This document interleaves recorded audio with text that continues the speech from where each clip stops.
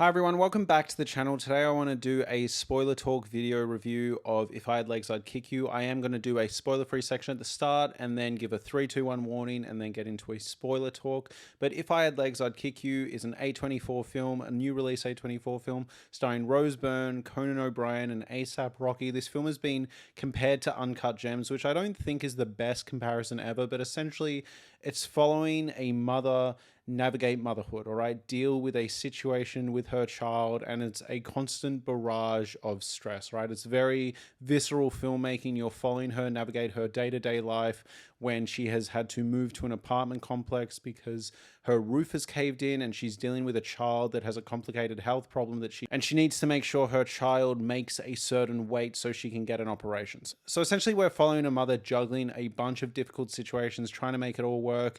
It is an example of how difficult it can be to be a mother. It is exploring all these issues, and I think for the most part it explores these issues pretty well. But I will say I was much more into the early sections of this movie than the back end of this movie. I think the movie opens with some really interesting ideas. The opening scene is the therapy scene between Rose Byrne, her child, and a therapist, and the child is talking about how mum is bendy and dad is more rigid. And it suggests something interesting about the way the mother we are following is viewed by the child. The child sees the mum as someone she can kind of manipulate and push against and kind of get the mum to do what she wants with enough force and enough effort. I was really looking forward to the movie really exploring this and unpacking this, and it does to an extent, but at a certain point this movie feels like it's making the same point over and over and over again, and that works. All right, there are plenty of movies where the blunt force nature of it, the repetitive nature of it, is kind of a fantastic selling point. You know, it's like a visceral experience. And that's where I do get the Uncut Gems comparison. You know,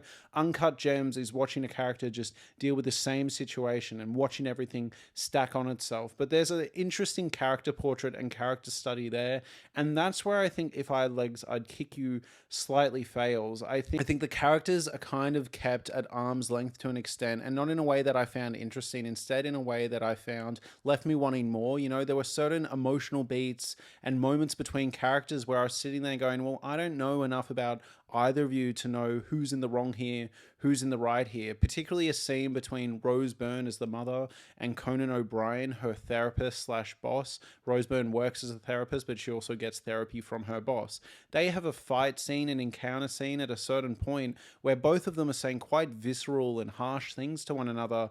But I'm sitting there going, I don't know enough about your dynamic between one another. I don't know enough about Conan. I don't know enough about you to really understand who's in the wrong here and whether any of what either of you is saying holds any water, holds any weight. And that was a lot of the movie towards the back end. Now, in saying this though, there is plenty of interesting stuff here. Again, the early subtle storytelling, I really appreciate. That opening therapy scene I thought was great. And on top of that, I think the filmmaking is fantastic here. The frenetic editing and frenetic shot composition really gives this idea of how frazzled this woman must be, how much she has on her plate. On top of that, the sound design is just this constant abrasive noise, all right? It's a very, very visceral experience and one I really appreciate.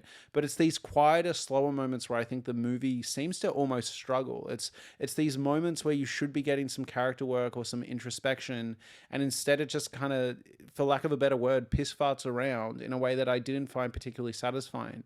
On top of that, this movie occasionally leans into sort of A24 surrealism, right? You kind of know what I'm getting at, but occasionally it feels like it's going for some Ari Aster, Alex Garland sort of like, oh, what's going on there? Oh, is that supernatural? Is that what is that? But I don't think the movie goes far enough. It almost reaches into Lynchian territory where you're like, whoa, what was I meant to make of that? Was that real? Was that not real? But instead, in the car ride home, people were just kind of going, I don't know, man. I don't really know if the movie New Order was doing. And I think that's a shame, because I think with a slight readjustment and edit, you have a masterpiece in here somewhere. Again, that first 45 minutes, I thought we were really cooking here. But the way the movie resolves and wraps up, which is entirely what the movie is hinging on, really just doesn't do that first chunk justice, in my opinion. And I think it's a shame, because it is dealing with subject matter that I think is important. On top of that, I think Conan O'Brien and asaprocky prove themselves as kind of wonderful actors and great screen presences, but they are also characters that are totally underwritten. And if the movie wanted to just be Rose Byrne's POV and no one else really matters, I think we almost needed less time with them. But as it stands, their inclusion in the film almost makes me question what the moral takeaway of this movie was meant to be, because Rose Byrne's interactions with both of them at certain points feels like she's almost the one in the wrong at times, but then it feels like the conclusion of the movie and the overall vibe and what it's trying to say is a movie where you're meant to have universal empathy for Rose Byrne. So I sort of struggled with what I was meant to be feeling and what I was meant to be taking away from this movie. And I just wish this movie kind of executed its ideas a bit better. On top of that, there is a scene with a squirrel or a hamster, sorry, it's a hamster, a pet hamster or a pet gerbil. And the practical effects work for this hamster slash gerbil is absolutely shocking. It feels like it belongs in a different movie. And again, if this was a David Lynch film where it's meant to be intentionally absurd, or if this was a parody movie like Disaster Movie, this would make sense. But the movie it completely took me out of the movie. I was like, was that meant to land as a real hamster and a real shocking moment? Because frankly, it looked like the Alvin and the Chipmunks puppets from Disaster Movie. So that took me out of the movie completely. But on top of that, there is a scene between Rose Byrne and a doctor character, all right? And the doctor character is played by the director and writer of this film. And the dialogue is so painfully bad to a point where I'm like, the only possible excuse for the writing here is that this doctor is a figment of Rose Byrne's imagination, because it is so on the nose in what it's suggesting will happen by the end of the film. I actually couldn't believe what I was seeing. And again, if this was meant to be surreal, if this is all meant to be in Rose Byrne's head and she's seeing things and making things up, sure, but I don't know if the movie was properly suggesting that enough for that to be a valid read of the movie. But in order to get into all of this, we're going to need to get into spoilers. So if you are interested in this movie, I'm writing at about a 6 out of 10, maybe a 7 out of 10 on rewatch, but right now a 6 out of 10. If you're interested, click off the video now. 3, 2, 1, spoilers. Hey guys, just while I've got you, please consider getting a membership to this channel. Links are in the description for both Patreon and YouTube membership. For the price of a cup of coffee once a month, you get a fortnightly podcast where I talk about every single show and movie I've watched in a given fortnight. Both new and old releases. So there's a bunch of content covered. Thank you so much for watching, and back to the video. So it seems like the daughter's health problem is maybe something to do with an eating disorder. I'm not entirely sure, but the big plot thrust here is that she needs to make a certain weight in order to get a life-saving operation. And the doctors are refusing to do the operation unless Rose Byrne can get her daughter to a certain weight. But this daughter refuses to eat. This daughter is quite manipulative, quite difficult. Now, I will say unintentionally manipulative. Like, this is just a child acting like a child. And I think the idea that this is an evil spawn of Satan is a bit harsh in my opinion. It's just a kid that doesn't have great emotional regulation, that is constantly begging her mother. And while I understand empathizing for the mother, I don't think that means we need to demonize this kid. To me, it feels like a pretty normal kid, frankly, and it just feels like Rose Byrne is dealing with way too much, and she's dealing with way too much alone as well because her husband's away. But this whole plot here is a fascinating one, and she's constantly butting heads with the doctor. But these were moments where my audience was really responding, being like, oh, the doctor, what a bitch the doctor is. I'm like, no, the doctor's just doing her job. Like, the doctor can't do the operation unless she makes a certain weight. And unfortunately, as hard as it is, that is the situation, you know? So I empathize with Rose Byrne, but I don't see the doctor as nasty. And that was kind of the main thing I was running into throughout this movie, is it feels like the film is saying, like, look at how hard done by this woman is. But frankly, there were situations where I was just like, look, if this is meant to be fly on the wall and objective, you're doing a good job. But if I'm actually meant to be siding with Rose Byrne here, frankly, I don't. You know, the guy that said, please don't double park here. You can't keep double parking here. It's a hospital. Ambulances need to park here. And Rose Byrne kept biting his head off. I'm like, well, I mean, ambulances need to park here. Like, I know, again, her life's not easy, but on top of that, there are people that try to make her life easy and she completely rips their heads off. Again, that fight with Conan O'Brien we'll get to later, but look at how she treats ASAP Rocky tries to get her drugs, tries to buy her the alcohol, and she just gets colder and colder throughout the movie, to a point where he actually goes over to her house, investigates the hole in the roof, and we will get to the hole in the roof, but helps her investigate the hole in the roof, falls through the hole in the roof, and then she leaves him with a broken ankle where the bone is poking out on the floor. And like, is this meant to be a character I still have that same level of empathy and pity for? Because I don't really. On top of that, there is this moment, right, at the end of the movie where, after leaving him essentially for dead with a bone poking out of his ankle, he then checks in on her daughter, right? And the dad is like, who's this random strange guy? And she's like, it's my babysitter. And he goes, dude, I'm not your babysitter. I'm not your babysitter. I'm just doing the right thing. And like, doesn't essentially lie for her. And my whole audience was like, oh, what a dick. As if he didn't like take the bullet for her and lie. And I'm like, are we watching the same movie? Like, no, fuck that. And I felt like the movie really wanted me to. I stayed for a Q&A after because this screened at Melbourne International Film Festival, and the director was there, and they were both talking about how much sadness and empathy and pity is built up for this character. And I was like, I feel like this needed a rewrite then, because I wasn't exactly feeling that. But the big thing here is there's some really bold choices I appreciate. I love the idea that we never see what the kid looks like. They keep her out of frame for most of the movie. In fact, pretty much 99.9% of the movie. And it's such a compelling choice, such a fantastic idea, right? So you only have this vision of what this like kid is, this kind of presence of torment on our main character, and it's really really fascinating. And I think the reveal at the end of the face is fascinating as well, you know, and I'll get to that when I get to that. But I wish it had more time in the oven, and that's the thing with most of this movie. There's so much interesting stuff here that I just don't think is particularly developed. The biggest one being is this idea that maybe Rose Byrne is eventually going to kill her kid. And technically, they did kind of lean into that with the whole pulling of the tube, right? Like, that is almost her leaning into saying that could have killed her kid. But again, the doctor kind of contradicted that by saying that this was a safe thing to do, which was very bizarre. But regardless, there's all this really interesting stuff throughout the movie where I was like, oh, maybe what this movie is going for is how an ordinary person can eventually kind of stumble into what feels like a manic episode, a manic depressive episode, and almost think about committing, is it infanticide, killing their child? Because there's all these little moments where she's like watching random videos of mothers that eventually killed their own child, or babysitters that killed their own child. She gets a random email seemingly from no one, from an anonymous person, and it's a woman on trial being questioned about killing her child. All of this stuff was super interesting, and I thought maybe it is suggesting that Rose Byrne does actually take the life of her child at the end of the movie in this weird, like, delusional moment of thinking it's what's best for the child. And I thought this was really fascinating, and I just wish this was lent into more in the movie. I think the way the movie wraps up and ends, it is left a little too vague for this to be super, super well done. But like, for this to feel super satisfying and earned.